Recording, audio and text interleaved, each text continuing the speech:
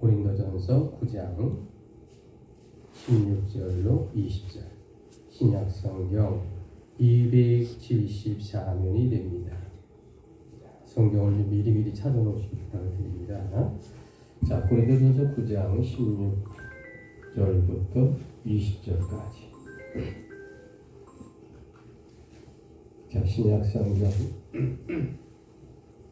274면이 됩니다. 내가 복음을 전할지라도 자랑할 곳이 없음은 내가 부득불할 일임이랴. 만일 복음을 전하지 아니하면 내게 화가 있을 것이로다. 자, 17절 내가 천천히 시작. 내가 내 자유로 이것을 행하면 상을 얻으려고 내가 자유로 아니한다 할지라도 나는 사명을 사랑하노라. 그런즉 내 상이 무엇이냐? 내가 복음을 전할 때에 값 없이 전하고 복음으로 말미암아 내게 있는 권리를 다 쓰지 아니하는 이것이로다. 19절 시작. 내가 모든 사람에게서 자유로우나 스스로 모든 사람에게 종이 된 것은 더 많은 사람을 얻고자 함이라. 자, 유대인들에게 저와 한 목소리로 고백합니다. 시작. 유대인들에게 내가 유대인과 같이 된 것은 유대인들을 얻고자 함이요 율법 아래에 있는 자들에게는 내가 율법 아래에 있지 아니하나 율법 아래에 있는 자같이 된 것은 율법 아래에 있는 자들을 얻고자 함이라. 아멘. 자, 여러분 주보를 보면 오늘 주제가 뭐라고 나오죠? 오늘 주제가 부활절의 아침을 위해 나는 무엇을 할까라고 나옵니다. 자, 우리 주보를 보시면서 심차게 오늘 주제를 한번 복창하고 외칩니다. 시작. 부활절의 아침을 위해 나는 무엇을 할까? 자, 저와 눈높이를 맞추시고 함께 인사합니다. 주님의 이름으로 사랑합니다. 좌우로합니다. 주님의 이름으로 사랑하고 주님의 이름으로 축복을 드립니다.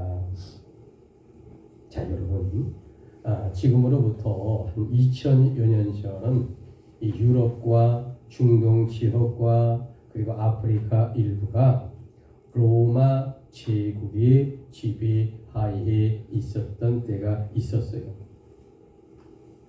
자, 그래서 나라를 잃은 디아스포라들이 하나둘씩 이 초기 기독교의 신자들로 확장이 조금씩 넓혀지었던 곳, 바로 이게 기독교의 초기 모습이다라는 거죠. 문제는 로마 제국이 기독교 신자들의 증가에 대하여 좋아했을까? 좋아하지 않죠.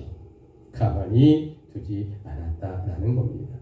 특별히 여러분, 네로 황제 때 이 기독교의 박해란 이루 말할 수 없을 만큼 엄청난 박해가 있었다라는 겁니다. 그런데 여러분, 기독교를 박해하면 어떻게 될까요? 기독교를 박해하면 할수록 초기 기독교는 그 세력이 점차 확장되는 놀라운 결과를 맞이했다라는 겁니다. 그렇다면 과연 기독교는 왜 박해를 그렇게 받으면서도 그토록 확장되고 넓어졌을까? 첫째입니다. 나라를 잃은 백성들이 오직 하나님을 향한 천국을 사모하는 열정으로 모였기 때문이다라는 거죠. 두 번째, 로마에게 박해를 받으면서도 서로 돕고 의지하는 형제의 사랑이 초기 기독교인들에게 가득 넘쳤다라는 겁니다. 세 번째입니다. 왜 기독교는 그토록 박해를 받으면서도 확장되었을까? 세 번째, 주님의 복음을 전하는 전도의 열정이 뜨거웠기 때문이다라는 겁니다. 여러분, 이런 관점에서 오늘 저와 여러분이 함께 봉독한 고린도전서 9장의 오늘 말씀, 과연 어떤 영적인 말씀이 가득할까? 그것은 바로 사도 바울의 복음의 상황화를 선포하는 성경이 바로 오늘 저와 여러분 함께 읽은 고린도서 9장 16절로 20절의 말씀이다라는 거죠. 자, 그러면 이 복음의 상황화라고 하는 건 뭘까? 이 복음의 상황화, 사실은 예수 십자가 복음의 그 시대의 현장에 맞게 적절하게 전하는 복음을 말하는 겁니다. 2000년 전 그 시대는요, 그 시대에 맞게 예수의 복음을 전해야 되는 겁니다. 그리고 오늘날 2025년 현대는요, 현대에 맞게 예수 그리스도의 복음을 이 시대적 상황에 맞게 이야기해야 한다라는 거죠. 이것을 다른 말로 표현하면 그 시대의 상황과 여건에 맞는 복음의 상황화로 전도하라라는 거죠. 여러분, 이것이 말은 좋은데 사실 이 복음의 상황화라고 하는 것 2000년의 생명을 걸고 주님의 복음을 전도하는 그야말로 죽으면 죽으리라고 하는 이 탄압과 또 이 각오가 없다면 결코 이루어질 수 없는 놀라운 종교적 결단이 있는 하나님의 은혜를 받은 자만이 가능하지 아니했겠느냐라는 거죠. 2000년 전 주님을 복음을 전하고 예수 그리스도를 믿는다라고 하는 것을 죽음을 맡겨놓은 겁니다. 고문과 사자굴에 던져주는 이러한 아픔 세월 속에 예수를 믿는다는 것이 지금처럼 그토록 쉬울 건가라는 거죠. 자, 여러분, 지금부터 62년 전이면 언제냐면 1963년입니다.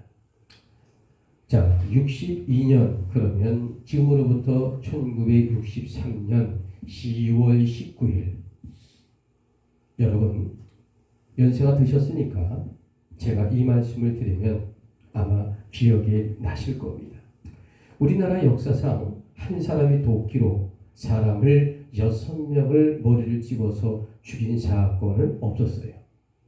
근데 지금부터 62년 전에 일어난 이 뉴스는 그야말로 우리나라를 깜짝 놀라게 했던 고재봉 도끼 살인 사건입니다. 아마 한 달 동안 우리나라가 온통 뒤집어졌으니까 여러분 오래됐지만 기억이 나지 아니할까 생각되고 칩니다. 이 고재봉이라는 사람은 군인입니다. 그런데 이 지휘관 집에 아마 당병병을 했나 봐요. 그런데 이 지휘관이 얼마나 못살게 했는지 모릅니다. 일을 가른 거죠. 그래서 이 상병 때 열흘 동안 휴가를 나갔는데 너무너무나 고통스럽고 원망스러우니까 내가 이 지휘관 중령 가족을 죽여버려야 되겠다. 이렇게 결심을 하고 도끼를 삽니다. 그리고 휴가 복귀 이틀 전에 바로 그 당병병 자기가 근무했던 그 지휘관 집에 새벽에 3시에 쳐들어갑니다. 그리고 일가족 6명의 아이들과 그 부인과 모두를 도끼로 찍어 죽여버립니다. 자, 여러분, 사람을 죽이고 사람을 불태우는 건 보았지만 도끼로 6사람을 다 죽이는 것은 그동안 잘 볼 수 없었던 거죠. 그것도 군인이. 자, 그래서 우리나라는 얼마나 쇼크를 먹었는지 모릅니다. 오직하면 고재봉이 노래도 생겼어요. 떴다 고재봉이라고 하는. 너무도 우리 민족과 나라의 치욕이고 너무도 살인적이었거든요. 그런데 여러분 놀라지 마십시오. 그 6명이 누가 죽었느냐?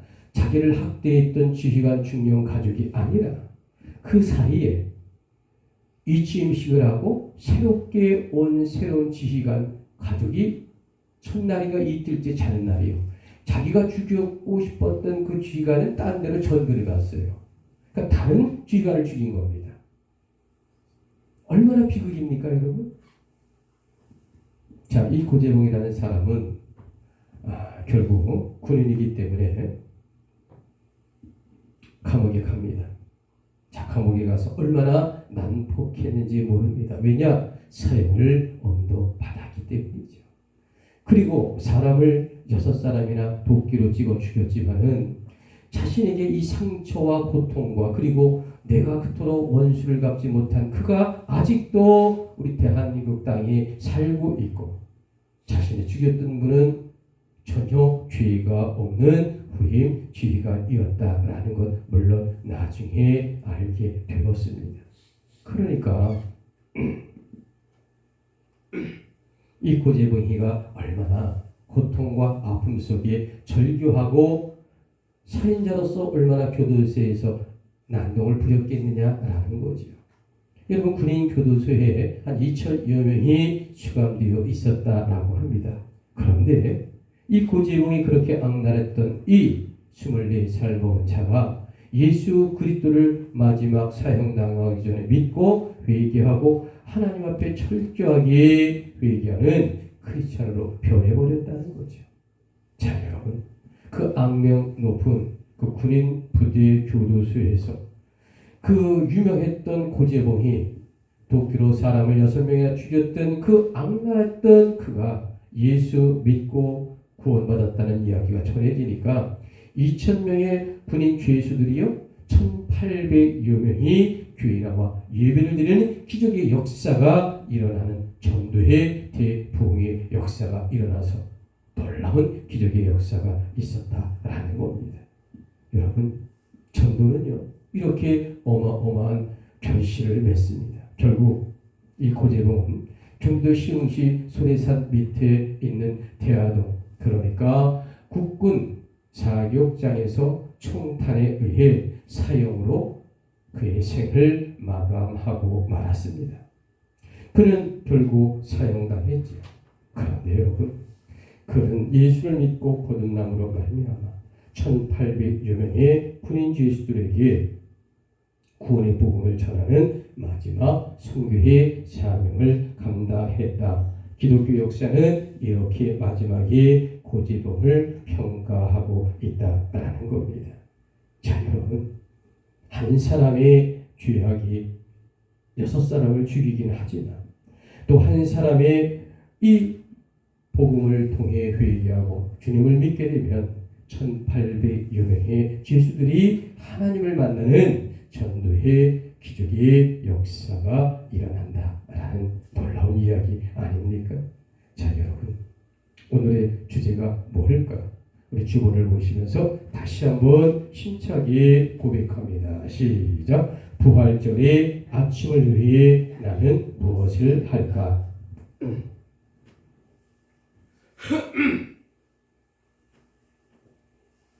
여러분, 2025년 올해 부활절이 언제인지 아십니까? 이 4월의 셋째 주일이 부활절입니다. 자, 2000년 전 예수님께서 우리의 죄 때문에 십자가에서 어린 양의 중보자로 우리 대신 죽으셨어요. 그리고 3일 만에 살아나신 날이 바로 그 감격의 부활절입니다. 여러분, 아멘이십니까? 아멘. 그래요.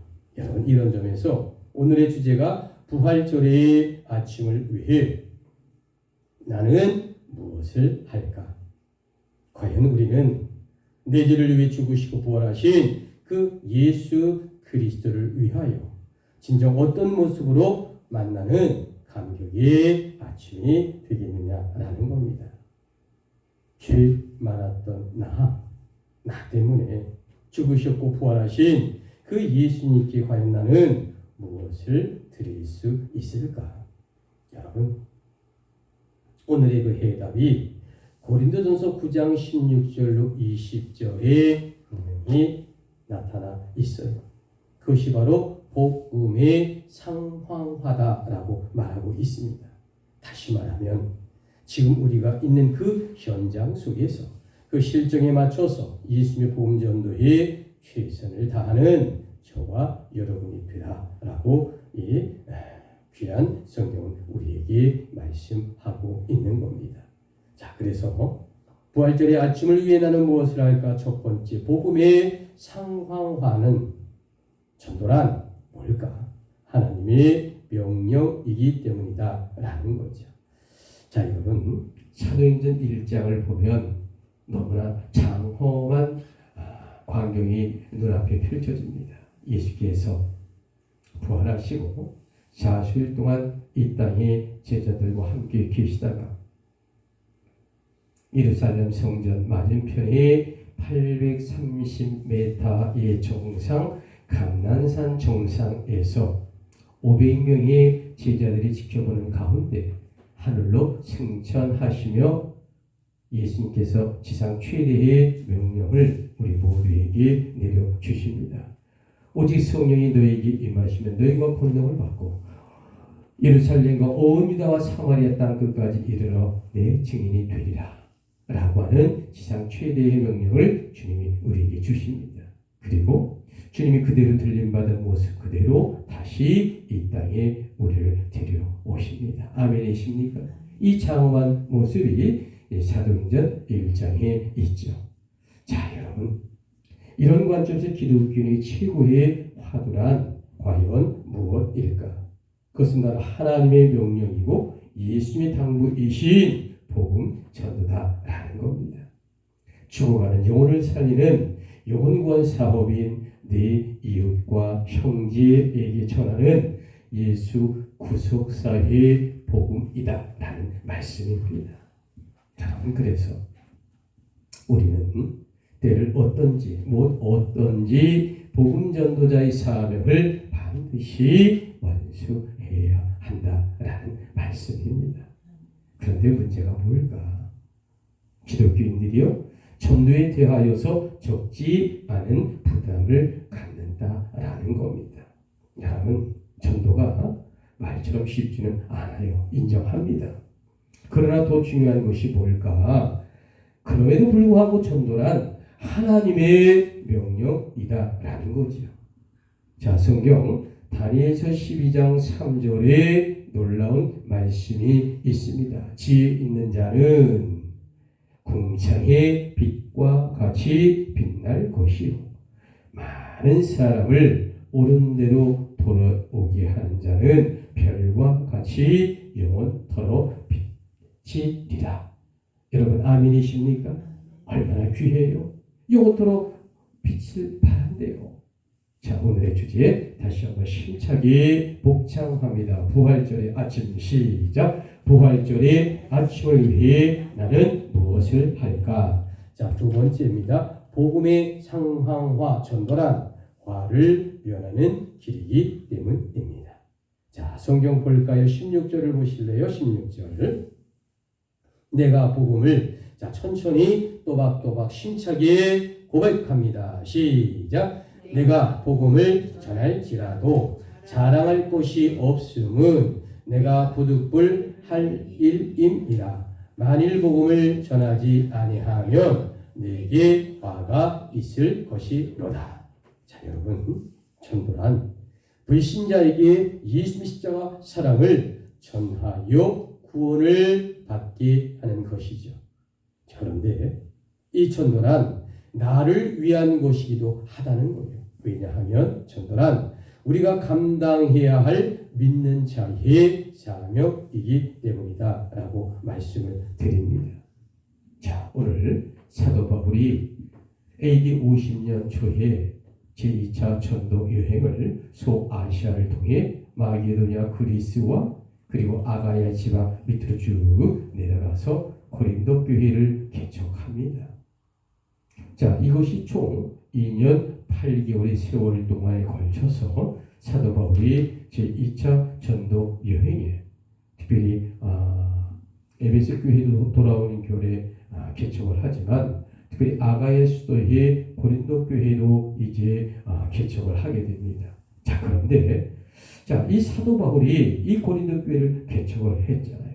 자, 그런데 문제는 뭘까? 고린도 교회의 문제가 뭐냐면 다양한 부류의 성도들로 인하여 교회 안에 분쟁이 일어났다라는 거죠. 자, 여러분, 고린도 교회는요 훌륭한 면도 몇 가지가 있었어요. 그러나 또 분쟁의 소요의 원인도 5가지가 있었습니다. 뭐 교회라는 게 다 좋은 면도 있고 부족한 면도 있겠지요. 그런데 오늘 사도 바울이 무엇을 이야기할까? 첫 번째, 자 고린도 교회에 문제점이 있는 거 첫 번째, 주님의 이름으로 서로 용서하고 사랑하여 문제를 풀어라 라는 첫 번째 이에 성령의 해답을 주었고요. 두 번째는 오직 예수 이름으로 전도 사역을 함으로 교회를 확장함으로 문제를 해결하라 라는 2가지의 정답의 말씀을 주고 있는 겁니다. 자 여러분, 교회가 부흥이 되면 다른 소리가 들리지 않습니다. 아멘이십니까?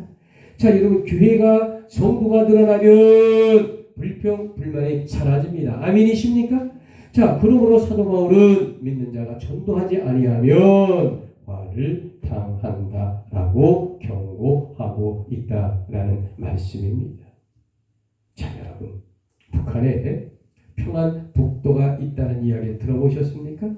평안남도도 있지만 평안북도도 있어요. 안 가보셨겠지만은 조선 팔도에 자 평안북도에 정주라는 지역이 있습니다. 이 정주라는 지역에 한 젊은이 머슴이 있었어요. 이 머슴은 주인의 오강을 아침마다 잘 씻고 물로 씻어서 햇빛에 잘 널어놓습니다. 그리고 아침부터 저녁까지 주인이 얘기하지 않아도 마당을 쓸고 그리고 자신이 알아서 해야 할 모든 일을 빈틈없이 잘하는 젊은 머슴이 실제 한 명 있었어요. 여러분, 얼마나 일을 잘하는지 몰라요. 요셉과 같이 이 머슴이요 정말로 신실하게 오강부터 시작을 해서 주인을 잘 섬기는 그러한 젊은 머슴이었습니다. 주인이 생각하니까 너무도 기특해요. 자 그래서 공부를 시켜줍니다. 그리고 밤마다 공부를 하라고 시간을 배려했고요. 평양에 있는 숭실대학교에 들어가도록 모든 물질과 자금을 태워 주었습니다. 그래서 그 젊은 머슴이 평양 숭실대학에 입학했습니다. 그리고 4년 후에 졸업을 해서 고향을 향해 내려갔습니다. 자, 그 젊은 모습은 고향으로 내려가서 오산학교의 교사로 교사 직분을 감당하게 됩니다. 그런데 여러분 놀라지 마십시오. 그 유광을 씻어 대학에 간 그 모습이 과연 훗날 어떤 인물이 되었을까? 여러분, 그분이 바로 우리 민족의 독립운동가인 조만식 선생님이었다라는 겁니다. 후대의 사람들이 조만식 선생님에게 질문했습니다. 무슨 사이에서 어떻게 대학에 가고 또한 독립운동가가 되었습니까? 라고 물었답니다. 그때 조만식 선생님께서 주인의 요광을 정성스럽게 씻는 순종의 마음으로 세상을 살게 되면 기적이 일어난다라고 알려주었어요. 이 조만식 선생님은 장로님이시기도 합니다. 나라와 민족을 위해 헌신과 봉사와 감옥에 갇히며 우리 일제에 항거하며 우리 독립을 위해 얼마나 처절하게 싸웠던 분인지 모릅니다. 여러분, 그러므로 우리도 하나님의 명령에 순종하여 복음 전도의 사명을 감당하면 하나님은 반드시 우리를 귀하게 채워주시고요. 우리 자녀들과 손주들에게 한없는 축복을 끝없이 내려주고 신앙의 명문가정으로 세워줄 줄 믿습니다. 아멘이십니까? 그래요. 오늘의 주제, 부활절의 아침을 위해 나는 무엇을 할까? 세 번째, 복음의 상황화 전도란 뭘까? 은혜 받는 길이기 때문이다 라는 거죠. 실내 시타를 좀 1도만 좀 내려주실래요? 너무 온도가 좀 높은 것 같은데요. 자, 여러분, 요즘 세계적으로 K-팝송이 엄청 인기잖아요. 전 지구상에 우리 대한민국의 가수들이 쉽습니다. 자, 그런데 왜 이렇게 유명할까? 그것은 바로 어떤 기획사가 스타를 키워내기 위해 모든 것을 다 자금을 대고 후원을 합니다. 키우는 거예요, 그 아이들을. 자, 여러분 성경에도 70인의 제자들을 주님을 파송하는 장면이 나옵니다. 그래서 예수님께서 그 제자들에게 능력을 주십니다. 그래서 귀신을 쫓아내는 기적을 베풀기도 하고요. 그리고 그들에게 병 고치는 능력까지 덧입혀 그들을 파송했다라고 성경은 기록하고 있습니다. 여러분, 그래서 전도의 귀한 열매를 맺게 하는 귀한 역사가 일어나죠. 자, 우리 성경 고린도서 9장 19절에 눈높이를 맞춰 봅시다. 내가 오든, 자, 우리 천천히 목소리 크게 우리 고백합니다. 시작. 내가 모든 사람에게서 자유로우나 스스로 모든 사람에게 종이 된 것은 더 많은 사람을 얻고자 합니다. 아멘. 자, 여러분, 나를 향한 하나님의 뜻을 정확하게 알고 싶으십니까? 첫째, 하나님께 예배자가 되시는 귀한 저와 여러분이 되기를 원합니다. 그러면 하나님은 너무도 우리를 좋아하실 거예요. 자, 여러분, 두 번째입니다. 하나님의 뜻을 어떻게 알까? 하나님을 찬양하는 자가 되시길 바랍니다. 그러면 하나님은 너무도 기뻐하실 겁니다. 세 번째, 여러분, 하나님의 뜻을 어떻게 정확히 알까? 내 이웃의 영혼 구원의 길인 전도에 진실로 올인하는 사람이 되기를 원합니다. 그러면 하나님은 우리의 축복의 은혜를 가득 내려주실 것이다 라는 것입니다. 오늘 드디어 결론을 선포하고 마치고자 합니다. 여러분, 오늘의 주제, 부활절의 아침을 위해 나는 무엇을 할까? 자, 마지막입니다. 힘차게 우리 주제 한번 복창하고 마칩니다. 시작. 부활절의 아침을 위해 나는 무엇을 할까? 첫 번째, 사람들에게 적극적으로 전도하라라는 겁니다. 자, 오늘의 주제, 부활절의 아침을 위해 나는 무엇을 할까? 두 번째, 이웃에게 예수 십자가만 전하는 것입니다. 자, 오늘의 주제, 부활절의 아침을 위해 나는 무엇을 할까? 세 번째, 고난을 두려워 말고 예수님의 구원을 전하라라는 것입니다. 자, 오늘의 주제, 부활절의 아침을 위해 나는 무엇을 할까? 네 번째, 천국의 소망을 믿고 끝까지 전하라라는 말씀입니다. 여러분, 2025년 올해 부활절은요 4월 20일 셋째 주일날입니다. 과연 나를 위해 십자가에 죽으신 예수님께서 다시 살아나신 기적의 날이 부활절입니다.